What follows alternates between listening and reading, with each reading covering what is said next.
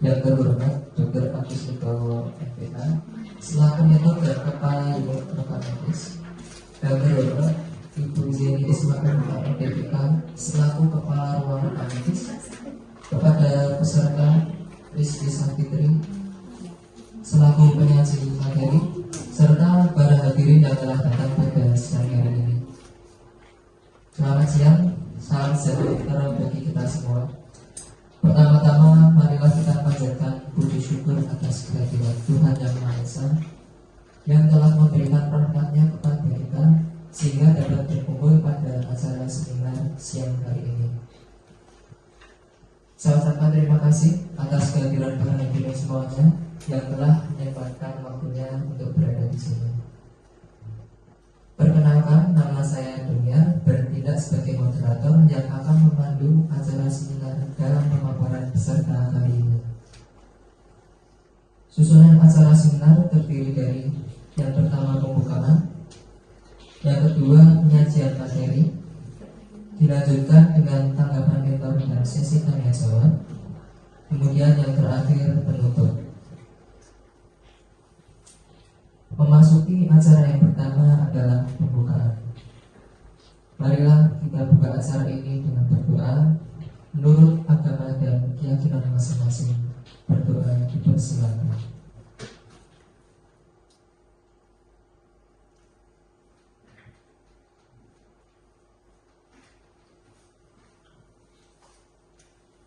Berdoa cukup. Semoga selama berlangsung acara seminar akan berjalan dengan lancar. Untuk acara kedua adalah penyajian materi oleh peserta. Kepada Rizky Safitri, waktu dan tempat kami persilakan. Terima kasih atas waktu yang diberikan kepada saya. Yang terhormat Dr. Agus Wibowo MPH selaku mentor saya. Dan terima kasih teman-teman atas kehadirannya. Di sini saya akan menyampaikan seminar orientasi pengenalan nilai dan etika pada instansi pemerintah untuk P3K RSUD Bung Karno Kota Surakarta dengan judul optimalisasi informasi alur pelayanan pasien rawat jalan menggunakan aplikasi mobile CKN. Berikut ada perkenalan singkat. Nama saya Rizky Safitri. Saya bertugas di RSUD Bung Karno sejak Juli 2019 sampai sekarang. Selanjutnya, yang pertama ada latar belakang. Berdasarkan peraturan Lembaga Administrasi Negara Republik Indonesia Nomor 12 Tahun 2018 tentang pelatihan dasar calon pegawai negeri sipil ASN P3K wajib menjalani masa percobaan yang dilaksanakan melalui proses pendidikan dan pelatihan terintegrasi untuk membangun moral, kejujuran, semangat, dan motivasi nasionalisme dan kebanggaan, karakter kepribadian yang unggul, bertanggung jawab, dan memperkuat profesionalisme serta kompetensi bidang. Atas dasar pertimbangan tersebut, pemerintah juga melaksanakan hal yang sama terhadap P3K berupa kegiatan orientasi ini. Seorang ASN ataupun instansi pemerintah harus menginternalisasikan dan mengimplementasikan core value ASN berakhlak secara utuh. Adapun 7 core value ASN berakhlak terdiri dari berorientasi pelayanan, akuntabel, kompeten, harmonis, loyal, adaptif, kolaboratif, atau dikenal dengan berakhlak. Rumah sakit adalah institusi pelayanan kesehatan bagi masyarakat dengan karakteristik tersendiri yang dipengaruhi oleh perkembangan ilmu pengetahuan kesehatan, kemajuan teknologi, kehidupan sosial ekonomi masyarakat yang harus tetap mampu meningkatkan pelayanan yang lebih bermutu terjangkau oleh masyarakat agar terwujud derajat kesehatan setinggi-tingginya. Pelayanan kesehatan pada jaminan kesehatan nasional bahwa dalam rangka meningkatkan pelayanan publik dalam penyelenggaraan pelayanan kesehatan pada jaminan kesehatan nasional perlu mengatur akses informasi pelayanan dan penanganan pengaduan keluhan pelayanan bagi peserta jaminan kesehatan. Seluruh fasilitas kesehatan yang bekerja sama dengan BPJS Kesehatan wajib memberikan informasi mengenai hak dan kewajiban pasien termasuk mengenai pelayanan CKM. Selanjutnya ada maksud dan tujuan orientasi ini, yaitu pengenalan nilai dan etika pada instansi pemerintah sebagai bentuk salah satu upaya dalam mendukung pelaksanaan tugas jabatannya dan mencapai visi-misi organisasi. Tujuan orientasi ini yang pertama mampu memahami nilai dan etika pada instansi pemerintah, kedua mengenal nilai dan etika pada instansi pemerintah, yang ketiga mengimplementasikan nilai dan etika pada instansi pemerintah. Waktu orientasi P3K ini dilaksanakan pada 15 Oktober 2024 sampai dengan 21 Oktober bertepatan pada OPD-nya masing-masing, yaitu di RSUD Bung Karno, Kota Surakarta. Nilai dan etika pemerintah Kota Surakarta mempunyai visi mewujudkan Surakarta sebagai kota budaya yang modern, tangguh, gesit, kreatif, dan sejahtera. Selanjutnya ada misi dari Kota Surakarta. Yang pertama, meningkatkan kualitas kesehatan masyarakat yang berkelanjutan, memperkuat pertumbuhan ekonomi yang adaptif berkelanjutan. Yang ketiga, mewujudkan tata ruang infrastruktur kota yang mendukung pemajuan kebudayaan pariwisata yang berkelanjutan. Yang keempat, meningkatkan kualitas daya saing pemuda dan masyarakat umum di bidang pendidikan, ekonomi, seni budaya, dan olahraga. Selanjutnya ada pengembangan tata kelola pemerintah dan pelayanan publik yang gesit, kolaboratif, berlandaskan semangat gotong royong kebinekaan. Selanjutnya ada mewujudkan kemakmuran kesejahteraan bersama warga kota yang berkeadilan dan inklusif. Yang terakhir, mewujudkan daerah yang kondusif, kerukunan antar umat beragama dalam tata kehidupan bermasyarakat yang saling menghormati. Berikut ada SOPK OPD dari Peraturan Daerah Kota Surakarta Nomor 8 Tahun 2021. Next. Selanjutnya ada manajemen P3K, ada 3. Yang pertama, manajemen kepegawaian P3K dilakukan berdasarkan sistem merit atau perbandingan antara kualifikasi, kompetensi, dan kinerja. Manajemen kepegawaian P3K meliputi penetapan kebutuhan, pengadaan, penilaian kerja, hak dan kewajiban, gaji dan tunjangan, pengembangan kompetensi, pemberian penghargaan, disiplin, pemutusan hubungan kerja, dan perlindungan. Yang kedua ada penilaian kinerja P3K. Dilakukan berdasarkan perjanjian kerja di tingkat individu dan tingkat unit organisasi dengan memperhatikan target, sasaran, hasil, manfaat yang dicapai, dan perilaku pegawai. Penilaian kinerja P3K dilakukan secara objektif, terukur, akuntabel, partisipasi, dan transparan dilaksanakan oleh di bawah kewenangan instansi pemerintah masing-masing. Yang ketiga ada disiplin P3K. Atasan langsung masing-masing bertanggung jawab terhadap disiplin ASN. Pelanggaran disiplin yang dilakukan bukan delik aduan. Oleh karena itu, setiap atasan langsung mengetahui atau mendapatkan informasi tentang dugaan pelanggaran disiplin yang dilakukan bawahannya, maka atasan langsung tersebut wajib menindaklanjuti jika ada ketidakdisiplinan. Setelah OPD Dinas Kesehatan Kota Surakarta dibentuk berdasarkan Peraturan Daerah Kota Surakarta Nomor 8 Tahun 2021 tentang pembentukan dan susunan perangkat daerah Kota Surakarta dan Peraturan Wali Kota Surakarta Nomor 40 Tahun 2021 tentang kedudukan, susunan organisasi, tugas dan fungsi serta tata kerja dinas daerah. Tugas pokok OPD Dinas Kesehatan adalah penyelenggaraan urusan pemerintah daerah di bidang kesehatan berdasarkan asas otonomi daerah dan tugas pembantuan. Adapun tugas pokok dinas kesehatan ada 6. Yang pertama, perumusan kebijakan terkait upaya kesehatan, sumber daya manusia kesehatan, sediaan farmasi, alat kesehatan dan makanan minum serta kesejahteraan masyarakat di bidang kesehatan. Yang kedua, penyelenggaraan urusan pemerintah dan pelayanan umum terkait upaya kesehatan, sumber daya manusia, alat kesehatan, serta pemberdayaan masyarakat di bidang kesehatan. Yang ada 6 sampai yang ke-6 ada pelaksanaan tugas lain yang diberikan oleh wali kota sesuai dengan tugas dan fungsinya. Selanjutnya ada visi dan misi dinas kesehatan. Visi pelayanan mewujudkan Surakarta sebagai kota budaya yang modern, tangguh, gesit, kreatif, dan sejahtera. Selanjutnya ada misi pelayanan. Yang pertama, memperkuat pertumbuhan ekonomi yang adaptif dan berkelanjutan.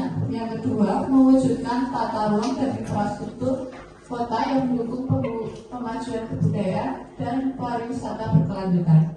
Yang ketiga, meningkatkan kualitas daya saing pemuda masyarakat umum di bidang pendidikan, ekonomi, seni budaya, dan olahraga.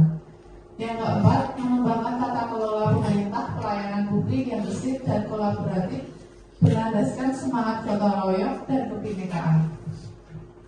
Yang kelima, mewujudkan kemakmuran dan kesejahteraan bersama warga kota yang berkeadilan dan inklusif. Selanjutnya, ada mewujudkan daerah kondusif kerukunan antarumat beragama dalam tata kehidupan bermasyarakat yang saling menghormati. Tujuan Dinas Kesehatan Kota Surakarta terwujudnya masyarakat sehat dan tangguh, dan sasaran meningkatnya kualitas pembangunan kesehatan di masyarakat. Adapun tujuan khusus dari Dinas Kesehatan, yang pertama, meningkatkan kualitas kesehatan perorangan dan masyarakat yang indikator sasaran presentasi fasilitas yang memenuhi standar. Yang kedua, terpenuhinya sumber daya kesehatan sesuai dengan indikator sasaran cakupan rumah sakit dan puskesmas. Yang ketiga, meningkatnya pemberdayaan masyarakat di bidang kesehatan dengan indikator sasaran cakupan rumah tangga dengan sistem PHBS. Yang keempat, meningkatkan kualitas efektivitas perencanaan dan pencapaian kinerja OPD agar efektif dan efisien. Rencana strategis unit kerja di RSUD Bung Karno. RSUD Bung Karno terletak di Jalan Gunung Serang 1, RT 3 Mojo. Rumah sakit ini merupakan rumah sakit milik pemerintah Kota Surakarta kelas C. Peresmian operasional RSUD Bung Karno soft launching dilakukan pada 17 Agustus 2019. RSUD Bung Karno berkomitmen akan memberikan pelayanan terbaik bermutu kepada masyarakat dengan aspek pokok kaidah pelayanan cepat, tepat, nyaman, dan mudah. RSUD Bung Karno telah melaksanakan akreditasi berdasarkan LAS yang dinyatakan lulus akreditasi paripurna yang tertuang pada sertifikat LAS tanggal 7 Desember 2022. Visi RSUD Bung Karno menjadi rumah sakit dengan pelayanan paripurna berdasarkan semangat Bung Karno guna mewujudkan masyarakat yang waras tahun 2024. Adapun misi indikator pada satuan unit kerja RSUD Bung Karno, meningkatnya pelayanan paripurna yang bertumbuh pada peningkatan mutu dan keselamatan pasien, meningkatkan kualitas sumber daya manusia yang wasis, disiplin, lurus, dan pengabdian serta ikhlas dalam pelayanan. Yang ketiga, meningkatkan kualitas sarana dan prasarana. Yang keempat, penyelenggaraan tata kelola organisasi yang efektif, efisien, berasas gotong royong dan kejujuran. Yang kelima, meningkatkan kesejahteraan profesionalisme karyawan.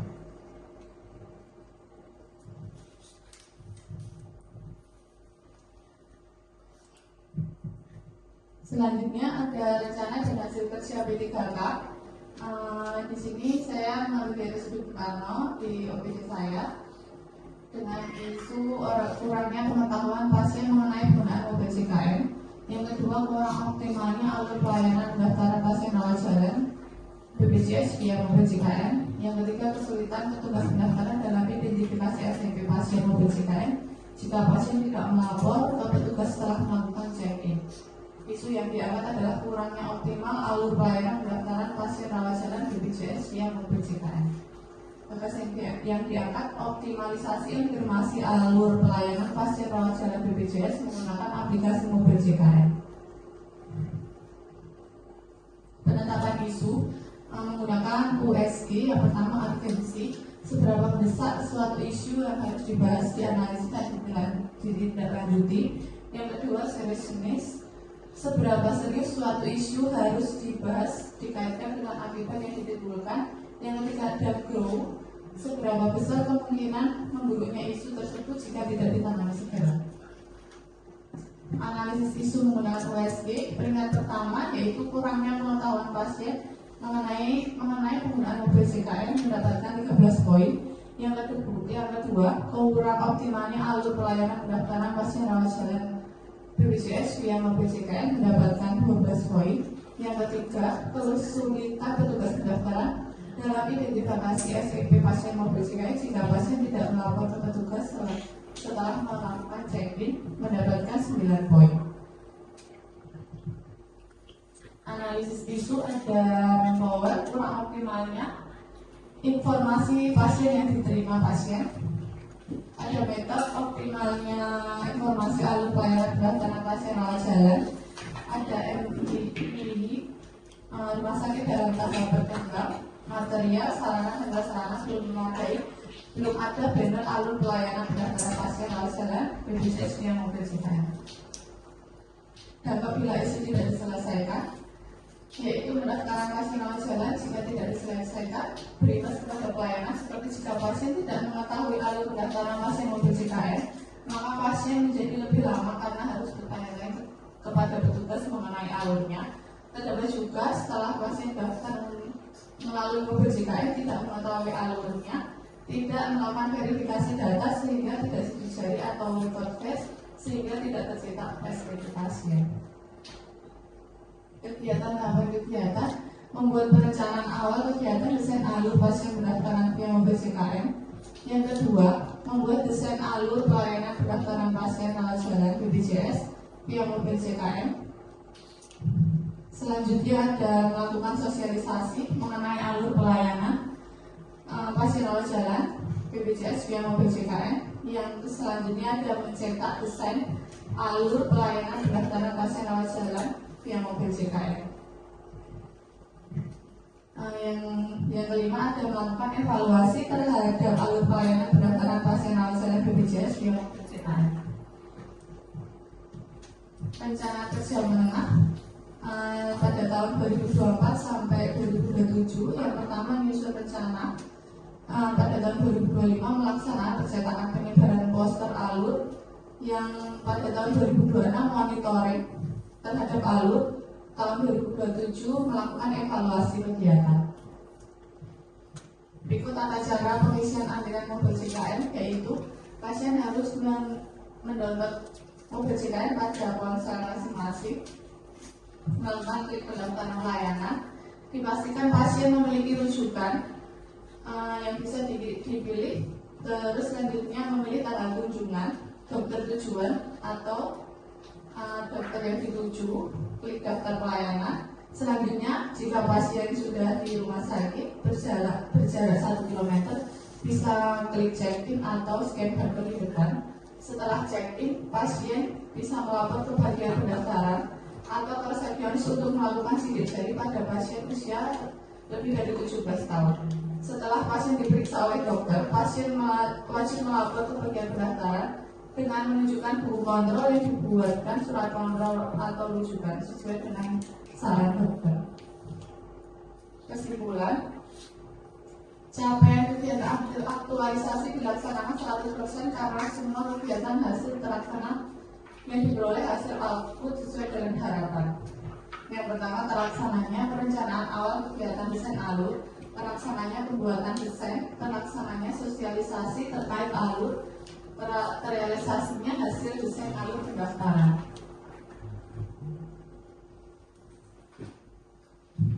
Sarannya, petugas harus lebih jelas dalam mengedukasi alur pendaftaran. Yang kedua, petugas harus mensosialisasikan kepada pasien mengenai alur BPJS mobil JKN agar setiap pasien mengetahui alurnya.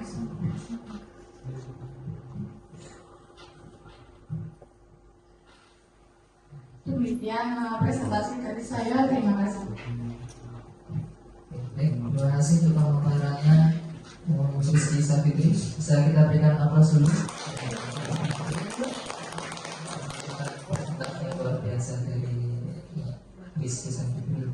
Lalu untuk sesi tanya jawab, kami berikan kesempatan kepada para hadirin di sini untuk menyampaikan pertanyaannya. Nanti akan langsung dijawab oleh peserta seminar. Bagi yang mau bertanya, dipersilakan. Monggo. Oke. Mbak itu ada ini.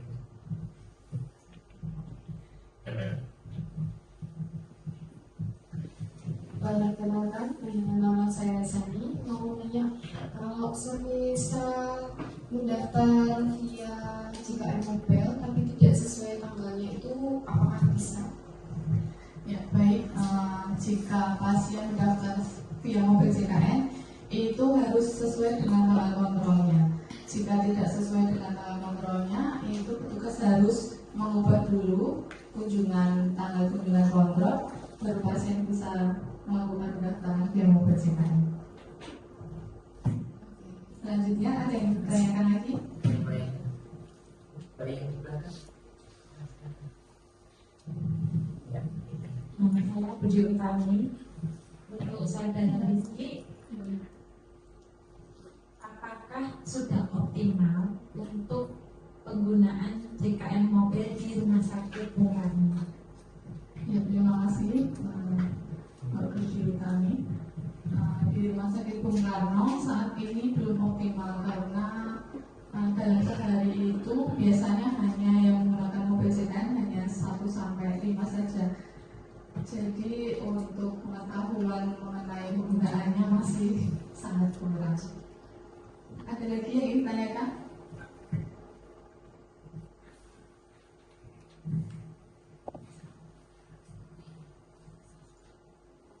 Perkenalkan, nama saya Rinda Ella. Kalau pasien BPJS itu kan sidik jari ya Mbak ya. Kalau pakai JKN Mobile itu sidik jarinya seperti apa? Jika pasiennya langsung ke poli, ataukah di poli atau bagaimana? Terima kasih. Ya, terima kasih pertanyaannya Mbak Rinda. Jika pasien mobil JKN tetap harus sidik jari, maka harus terdapat alurnya sehingga pasien mengetahui bagaimana pasien setelah mendaftar via mobil JKN mengetahui bagaimana selanjutnya alurnya. Dan jika pasien langsung naik, itu ada 2 kemungkinan. Kemungkinan yang pertama itu pasien kan kembali lagi pendaftaran untuk pembuatan surat kontrol. Dari situ bisa terdeteksi bahwa SIP pasien belum tercetak, maka pasien harus sidik jari terlebih dahulu untuk bisa petugas melakukan pengecekan atau pencetakan SCP. Selanjutnya, jika pasien langsung pulang, tidak ada pendaftaran dulu, maka petugas harus permintaan approve sidik jari kepada BPJS Kesehatan untuk bisa mencetakan SCP. Itu. Ada lagi yang mau ditanyakan? Tidak ada. Oke, untuk selanjutnya pada Pemkab Pikiran Surabaya juga memberikan himbawan dari Badan Kesehatan Masyarakat. Persilakan. Untuk tidak semua. Jadi mobil JKN itu merupakan salah satu indikator kepada rumah sakit yang merupakan penilaian dari BPJS. Nah, masalahnya adalah pemanfaatan mobil JKN di tempat kita itu sangat rendah. Nah, salah satu yang tidak jalannya di mobil JKN itu karena pasiennya orang tua. Pasiennya orang tua, jadi kan kesulitan menggunakan fasilitas yang punya, kan berlalu kesulitan. Atau dia punya handphone, punya Android, tapi nggak punya. Terus gimana? Menurut saya gimana dulu saya? Iya dok, kalau di rumah sakit Bung Karno itu pasiennya kebanyakan lansia ya. Jadi ya setiap penanganan itu selalu edukasi. Bisa kalau sini misalnya hasilnya sama putranya sudah win donor untuk bisa yang presiden. Tapi ya ada juga yang misalnya pasien ini juga tidak memiliki HP ya, terus harus manual dong. Ya, jadi nanti kalau sudah jadi seperti ini ya, isi untuk koordinasi sama Tani masih di mau nggak mau rumah sakit harus cakupan penggunaan mobil CN harus naik. Kalau nggak ada masih dengar terus kemudian BPJS ya kalau nggak terus ya. Oke, sana itu yang dilaksanakan koordinasi supaya terus nanti ini dalam